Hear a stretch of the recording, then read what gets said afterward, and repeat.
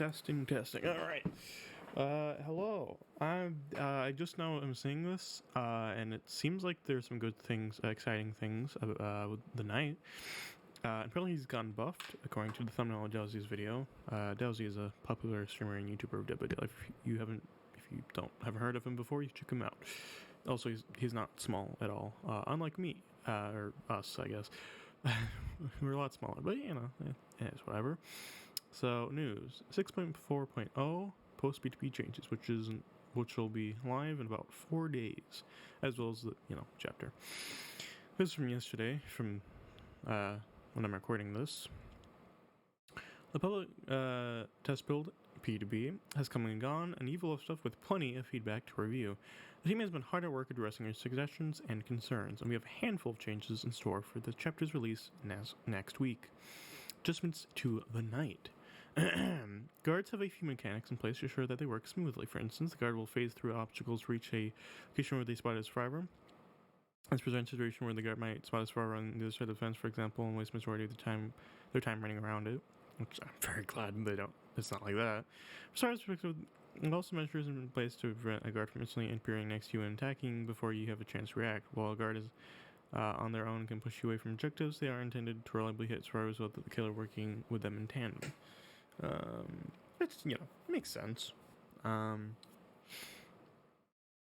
Let's see. During the PTB, we found the timing on some of these mechanics be longer than necessary, making guards difficult to use in a chase or granting survivors too much of a head start. With that said, we made flank changes for the chapter's release. Guards will now appear after 1.5 seconds, down from 2 seconds. Ooh. Time it takes for a guard to travel to the location the survivor was detected has been reduced to 2.5 seconds, down from 3. Okay. Guard's detection radius will now grow to full size after 1 second, down from 1.5. All right. I like those. Okay.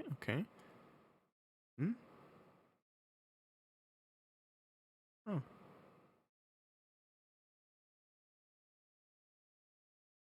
Okay. Wait, what the hell is that? That's not important right now. I don't know. Anyways, so though they may sound subtle, these tweaks combined will make guards feel much more responsive without making them unfair to play against. Guards will now invade sooner and detect survivors more consistently. Me likey. A lottie. Next, when the guard begins their chase, they leave behind a banner which the survivor can pick up to make their guards disappear. Okay.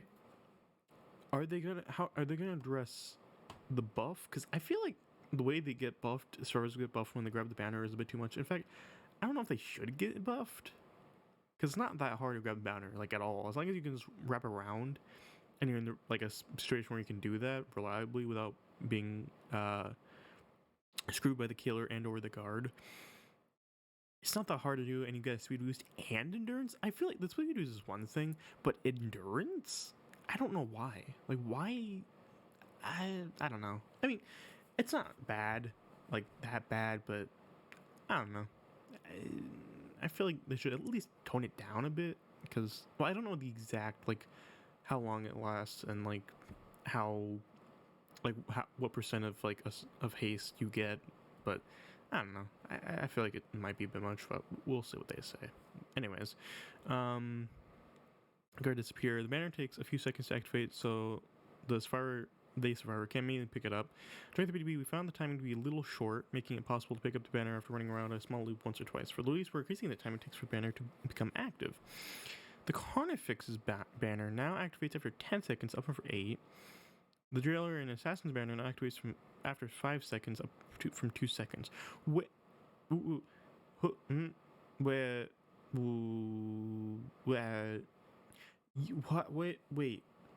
They were different? You mean this entire time they had different times for that? I thought they were all the same. I never knew that. That would have been helpful to know. This entire time I thought they were all the same. Okay, well, now I know that they're not. Like, nobody ever mentioned that. I just assumed they're all the same. I mean, one would imagine, but yeah, okay, I guess they're different. Anyways, okay. Instead of stages, all right, then it has also gained the ability to preemptively cancel guard to preemptively cancel a guard's patrol by using his basic attack on them. Oh, what? Okay, I thought because in the thumbnail for Dowsey's video, it mentioned like guard canceling or whatever. So I just assumed you press the power button again and then you just whoop. But you have to like physically go to the guard and whack them, and then they go away. Interesting. I feel like it'd be more convenient, and also easy, which might be the point. Like maybe if it'd be too easy to just whoop them back in or away or whatever, maybe that'd be too good. Maybe, I don't know, but I mean, at least it's something you can do now. So hey, I'm fine with it. That's very close to them. It really doesn't matter that much, and they don't go like super fast, like their movement speed. Because I think they all patrol at the same speed. Because I know the jailer like patrols longer and has bigger detection range than the other two, and then like when hunting, like assassin is is a lot faster than the other two, and Carnifex chases for longer. I guess hunts for longer. I guess, but I mean it's the same thing. But this will cause the cooldown to immediately rather than waiting for the patrol to expire. Last, we made some adjustments to various add-ons. Here's a list of changes. Okay. Map of the Realm now increases guard's vision by 4 meters down from 6. Oh man. Flame still effects only now apply to unbroken dropped pallets. What do those even do again? Because it lets you see auras with the Carnifex, but because I think in the PvP it literally just happened every time you like summoned him, like period. At least like when I used it, like that's how it was. Like you didn't even have to break anything, let alone pallet or to unbroken dropped. Yeah. So I'm trying. I don't remember exactly what it does, but yeah, Clean pulsed it, which I think is because I'm pretty sure it's the one. It's basically the same thing, but with the assassin and making servers scream instead of just seeing auras. Fix now applies as far as within 24 meter radius was outside a 32, so it was like way bigger. Or no, outside a 32, and this is within 24. So like in a way, because they'd be like away from 32 meters, like outside, like further than that, to be effective. But then again, that's also means that it's harder to get away. So yeah, I don't know. I think that's fine. Knight's contract increased range to 12 meters up from 8. I forget what that one was. Maybe. Contract.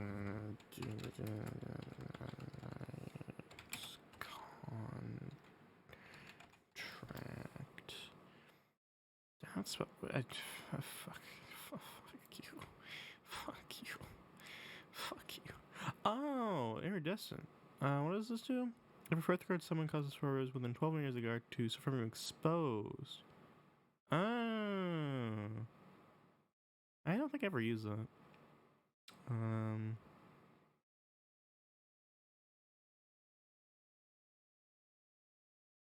So basically, with the other add-ons, every time you summon the Carnifex after doing a full rotation, everyone within 12 meters becomes exposed for 12 seconds instead of 8.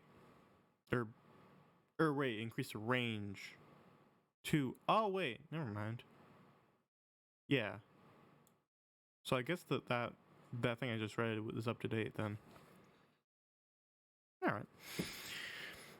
We hope the adjustments above will make the Knight's debut as smooth as possible. We'll continue to monitor his performance over time once the chapter releases. Well, hopefully it's smoother than Wesker, because oh my god, that was horrendous.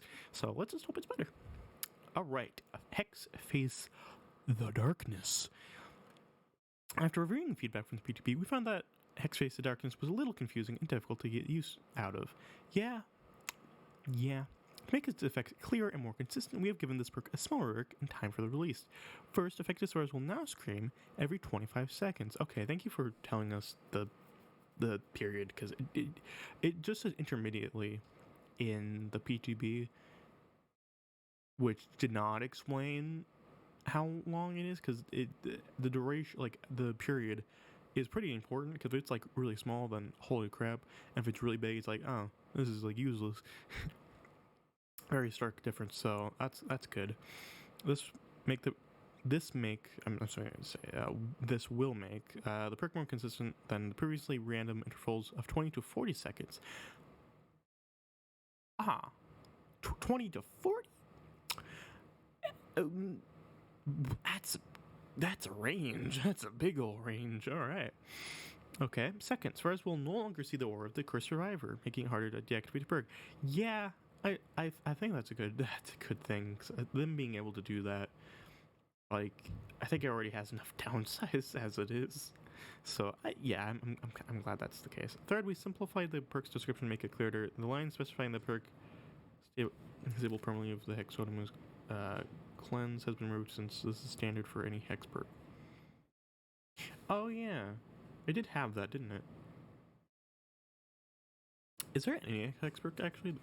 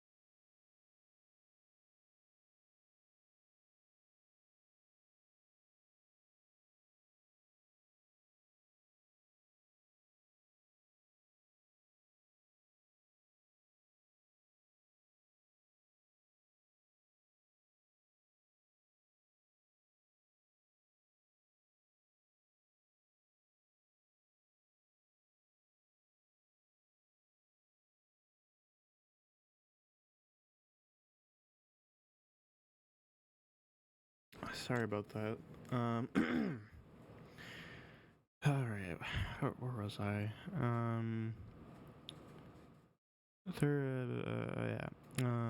Because I don't know if any Hex perks mentions that like they're gone permanently if you cleanse, but I don't know. Keep an eye on the performance of this and other new players once this update releases. The Shattered Square. Oh, I think they made it. Yeah, it looks like they made it less red. During PTB, one of the most common pieces of feedback we received was regarding the fog color of the new map Shattered Square. Being red could be difficult to track scratch marks and pools of blood through the fog, especially for some of our colorblind players. For the live release, we've toned down the red fog to address these concerns, which makes it look a lot better, honestly, in my opinion, and also a lot closer to the trailer, like the reveal trailer, which honestly I think looked better also. Additionally, we've adjusted the palette and hook textures on this map to improve their visibility, which is nice because especially the palettes, they just blended right in with the environment, with like the lighting and the colors of all the like decor and whatever, and props and whatever the hell,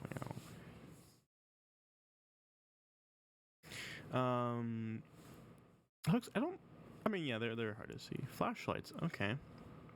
Recently announced a buffer system for flashlights, which would cue a stun for a short time during the killer's pickup animation. This change is intended to make flashlight less picky while requiring some knowledge of how to use them.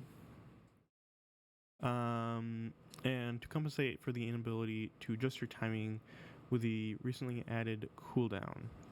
Unfortunately, this buffer stopped working correctly just before the public test build went live, causing blinds at any point of the pickup animation to stun the killer.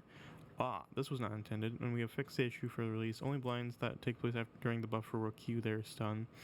Meantime, we've carried out additional tests internally to refine the timing, since the buffer takes place on the server,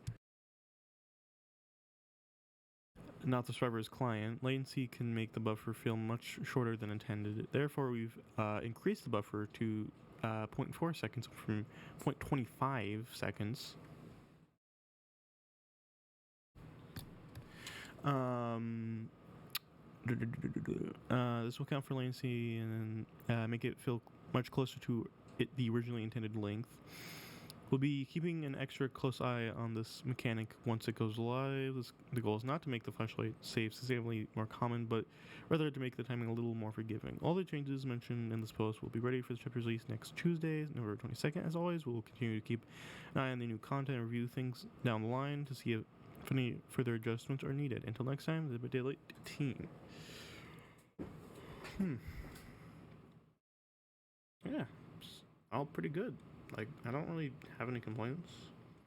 Fixing the flashlights. I didn't realize they were broken. To be fair, I also only played like 2 public matches, so you know, I didn't get my experience with things and whatnot. The map looks honestly a lot better, and definitely think it will help with everything more. Also, it feels more in line with, especially their modern maps. So not complaining there. And the pallets and hooks will be, it'll be nice to, you know, see them, whatever. I do hope, and they didn't mention, so it probably won't be the case, but at least at some point, like, assuming they keep the designs for the pallets and the walls, since they are going to be different, which apparently, like, as far as pallets at least, they were, like, this specific design, like, I think last year or something that they tried it, and then they went back or something for whatever reason. I feel like I don't really mind the designs. I just hope that they make them more vibrant, like the current like palettes and walls. Like they just make like the blues and reds more vibrant and other things, so that it's still like easy on every map to like see them. Because like since they're so saturated, it makes it harder to see them. So I do hope they kind of address that. But you know, other than that, I'm pretty much happy with everything. Sounds like the night is gonna feel a lot better to play. There's still a lot of things that are kind of whatever. Like the fact, like for instance, I know like another popular YouTuber, you know, Scott Jones has mentioned that the ability to like, you know, see like how when you're summoning, I mean the summoning mode, how you can't see survivors, or I don't even think you can see scratch marks or blood. I don't think, I could be wrong, but at least not survivors. So kind of like, you know, spirit, but they can see you. Unlike spirit, like they can see the orb and like the trail you're leaving.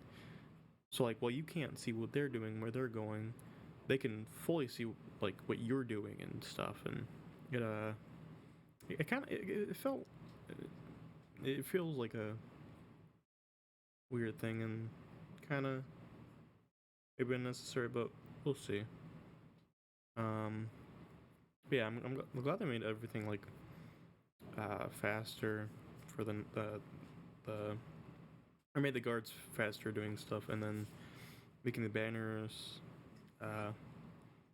take longer to pop up. I still feel like the speed boost and especially the endurance is like really unnecessary. I don't know why they decided to give endurance of all things. Like, I don't know. That one seems a bit much. But again, I have not really run into problems with it. Thinking I've only, I don't. The problem with the problem is I don't have a lot of experience with things because I didn't play public matches, so I was just messing with bots, and because of that, I didn't get a chance to really experience things and kind of find like really like be able to find any of the like flaws with the power or anything and other things in general. So um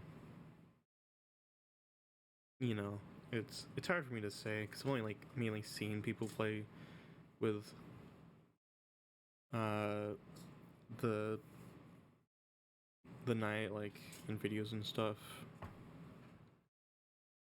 um and you know, I've played against bots mainly, and I did play a good amount, but I, you know, don't know how much experience I got from that. um But yeah, I'm still excited though to see to like play with the Knight and Vittorio, and especially all those bots. Probably gonna make a lot of videos making use of those bad boys, and just in my free time, messing with them. I might incorporate them into like build videos, which I haven't done in a while. There are some things I'm like kind of thinking about, and there is one thing, like one kind of general idea thing I might try, but we'll see. But like I might do entire build videos where I just test them against bots to see, if they have any merit there, and if maybe try it out in against real players in public matches. Uh,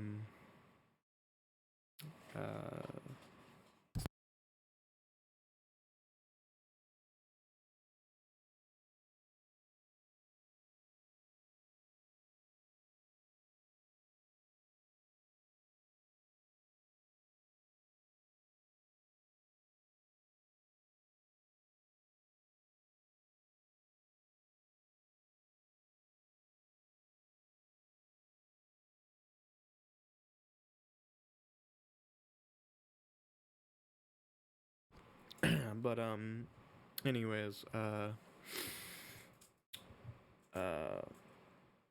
yeah. Also, too, it's videos of us, me playing as killer against Disco and and then bots, and then he being the killer and me being the survivor with bots. Make some fun videos with that. And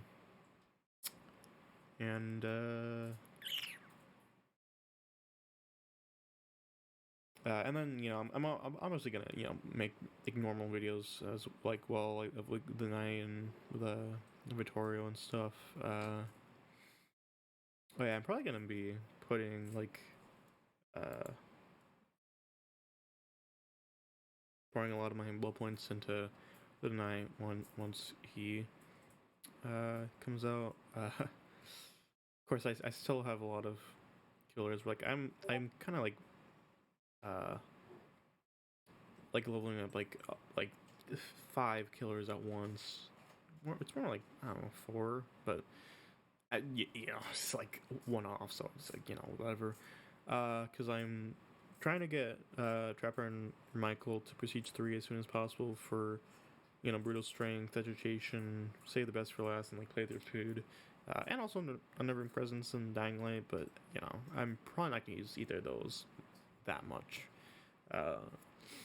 But the other 4 are, especially the Trapper ones, like brutal strength and and agitation are both gonna be very, very nice on most killers. I mean, technically all killers, but more so on others. Like more so on some than others. That kind of thing.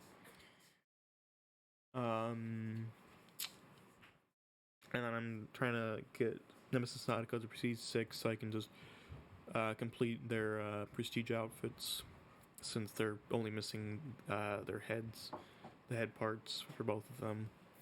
Since they've got Prestige 5 thanks to the like catch up thing that Behavior did last month, I think it was. After the PTB with like the finisher Moris. And even during it, where they like just like gave certain characters, like if they were like a certain level and or like prestige, they would just bump them up like however many prestiges. Being consistent on like the amount, but they were like prestige 3, and then they got bumped to 5, which really helped out, and has helped out whatever. But yeah, definitely gonna make sure to add a Knight to that list. So yeah, Excited about these. Also the add-ons. It does kind of suck that basically like all of them except for the Knight's Contract, the iridescent one, have been nerfed. Although I'm not sure if the Healing Poultice one is like a complete 100% nerf, but it's kind of like kind of a nerf, kind of a buff, and like in ways. I don't know. Definitely had fun with Flint and Steel. Never using its real plays. I only played one match when I made a video on that, which not go well. It was like the last day, I believe. Yeah, it was like the last day. So, most people weren't like experimenting anymore, nor like just messing around fully. And there's less people in general, and like like the good players, like just the good players left playing or whatever. So, basically, it was like the worst time to play, especially after only playing against bots, and both matches went horribly. To no one's surprise, but yeah, But nevertheless, I'm very excited. Overall, I'm really happy about the changes after the B2B they have made, and look forward to the additional ones afterwards to address any other main thing, which I definitely think there are things. They didn't touch any of Vittorio's perks. I don't know. I feel like the potential energy. It would be nice if they got rid of the like losing all your tokens if you get hit, but is what it is, I guess. But yeah.